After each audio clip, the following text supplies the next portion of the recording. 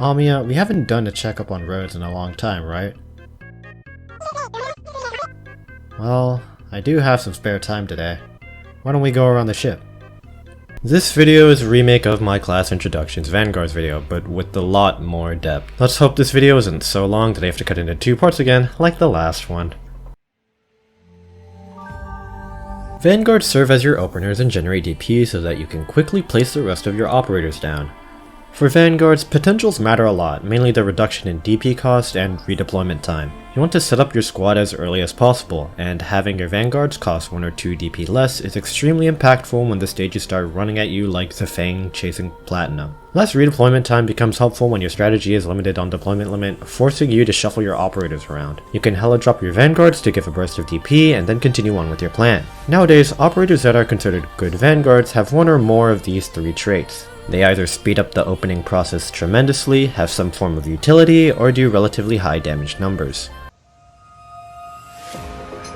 Pioneers are your standard Vanguards. They have 2 block and generate DP with their skills. The first skill instantly generates deployment points with no extra fluff. Pioneers' second skill usually instantly generates deployment points again, but with some quirky additions. The second skill oftentimes is inefficient to use in terms of DP generation besides a few operators, mainly Siege and Saga, who benefit from their SP talents. That doesn't mean you shouldn't use a second skill though. Pioneers' second skill can offer bonuses to help your opener, such as Courier's S2, which provides him more defense, allowing him to survive longer on the field. Overall, this subclass is standard and doesn't really have much complexity.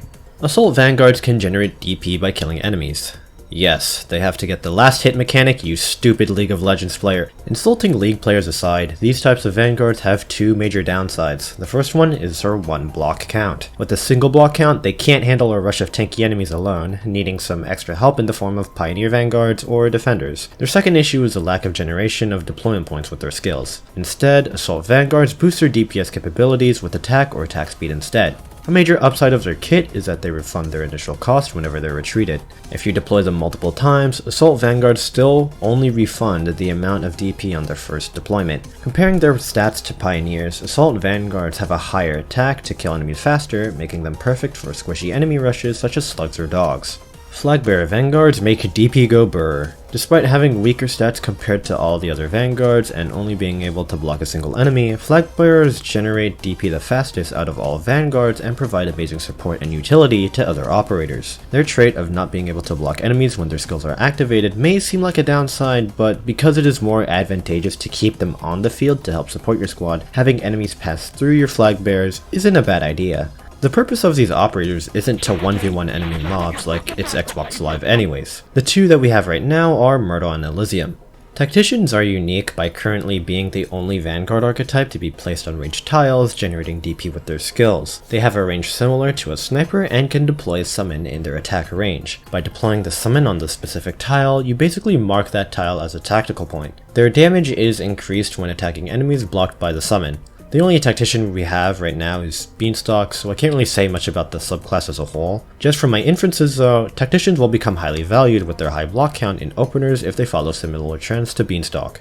Oh, you guys playing chess? Who's winning so far? 70 to 71? Well, I wish both of you luck. 目を凝らせ、これこそがイベリアのデストレッツァ。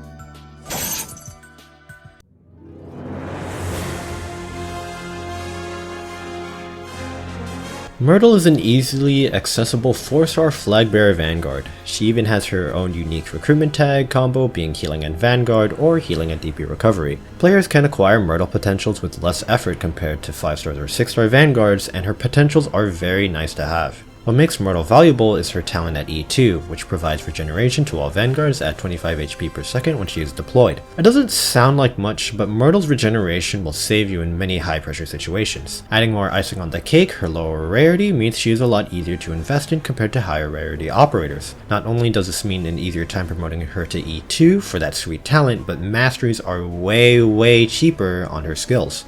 Also, what's the point of leveling her to a high level once she's E2?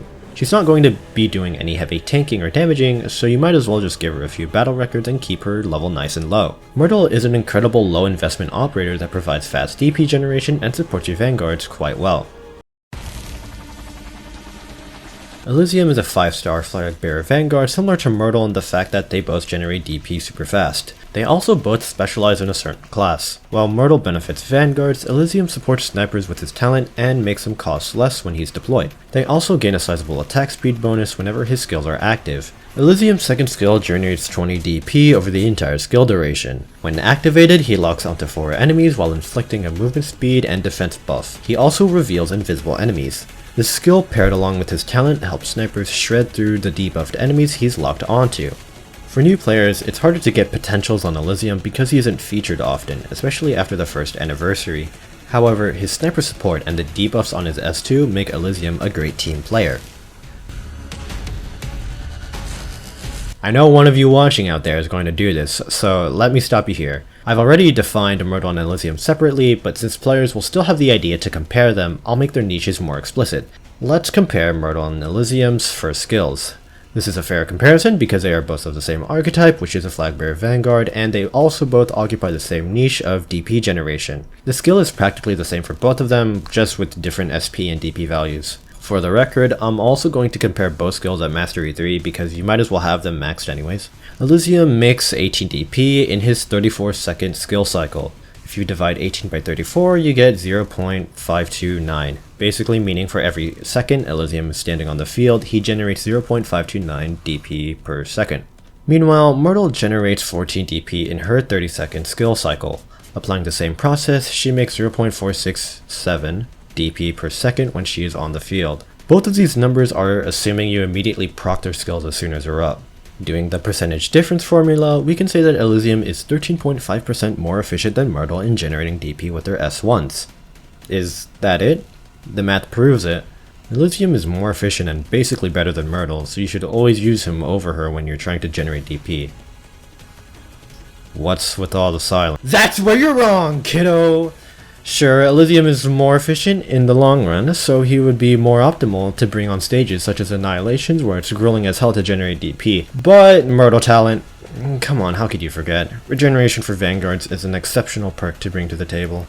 Fine, let's say you don't care about her glistening talent, no pun intended. Take a close look at that SP cost. Myrtle's skill costs 22 SP while she has 13 initial SP, meaning you'll have to wait 9 seconds before you can get your first burst of DP. Elysium's skills cost 26 SP and have 15 initial SP, giving you 11 seconds before you get your first burst of DP with him. Myrtle is better for the first few skill procs because it takes less time for her to get her skill up when she's deployed. Scrutinizing even more, at potential 6, Myrtle costs 8 DP while Elysium costs 9.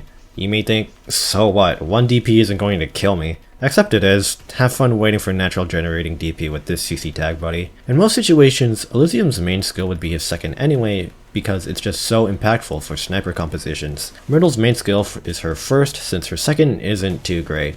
Or you know, you could just put both of them on S1, bring both, and watch all your DP problems go away. The Queen of Vanguards has arrived. Bagpipe is an assault vanguard who has been an extremely critical operator that enables many high-end strategies. Her first talent gives a chance at a critical hit that will attack one additional enemy. Bagpipe's second talent is what usually makes her a first choice pick when it comes to contingency contract. Vanguard starting with an extra initial 6p will accelerate your opening speed by 100-fold. When you pair this talent with Myrtle and Elysium, you'll be printing out DP out of thin air. At potential 1, Bagpipe only makes Myrtle wait 3 seconds before she gets her first DP burst, but when you get that godforsaken 5th potential, you only have to wait 1 second before she makes deployment points go burr. Bagpipe's third skill increases her attack defense, attack interval, and block count. Her attacks will also deal 3 hits. Remember that critical hit chance with her first talent at the beginning? Well, now have fun getting it to proc more times with an increased attack and multiplier hits. Bagpipe's S3 can nuke the hell out of bosses with extremely high physical DPS, so it's not a surprise that she's a powerhouse of Vanguards. This shouty doggo will make your enemies bleed and your ears bleed even harder. Saga's first talent features a sacrificial ritual where you offer your enemies to the blood gods in exchange of SP. Instead of killing them, Saga will leave them at 1 HP with reduced movement speed. The enemies can't be blocked and will die after 10 seconds if they're not killed during this critically wounded effect. Saga herself can't naturally kill these enemies, but if another operator does so, they will receive 2 SP. This talent makes Saga a candidate for spoon feeding SP to other operators or herself. Her second talent gives her physical dodge and regenerates HP per second once her HP falls under a certain percentage. Saga's second skill deals damage in a cross, killing enemies with the critically wounded effect, while also generating some DP. Considering we recently had Originium Dust, the skill is pretty popular for its spammability. With enough enemies, she can feed herself SP for another skill proc to feed herself more SP for another skill proc in a never-ending cycle. Her third skill gives her an extra tile of range and increases her attack and attack interval. If an enemy has less than half their HP, her attacks will deal an additional hit. Saga will also be able to hit multiple enemies equal to her block count. Saga's S3s helps speed up the SP battery process by getting enemies to the critically wounded state even faster with her higher DPS. Many people compliment Saga's damage, likening it to a guard, but in my opinion, her damage isn't good enough to compare her to a guard. It's great against low and mid tier enemies, but her DPS overall is Just cause she can't one-shot Patriot though doesn't mean she's a bad Vanguard. Her unique utility is definitely an advantage when it comes to harder stages. Bagpipe's talents and amazing damage seem to outshine every other Vanguard that isn't Myrtle or Elysium, so the question becomes, why should you use Saga over Bagpipe?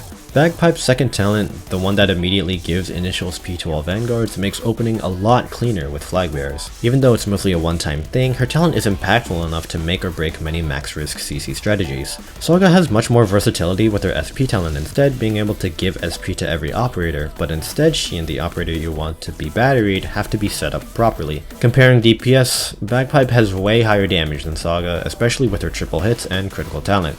Saga meanwhile has extra survivability via her regeneration and physical dodge talent. These differences define the distinction between Bagpipe and Saga usage. While Bagpipe is excellent for high pressure situations, Saga can help your squad in lower pressure situations. Sure, Saga may not have the DPS to nuke enemies like Bagpipe, but her utility in the form of her versatile SP battery shouldn't be undermined. Her regeneration from her second talent can also be a lifesaver in many situations compared to Bagpipe, who just doesn't have any form of healing at all. Is Saga better than Bagpipe? Of course not. As I keep stressing, neither operator is objectively better than the other. You have to judge the situation to see which one performs better and make your decision accordingly.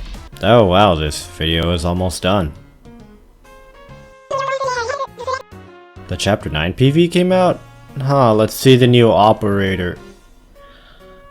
God damn it, HG. Sileach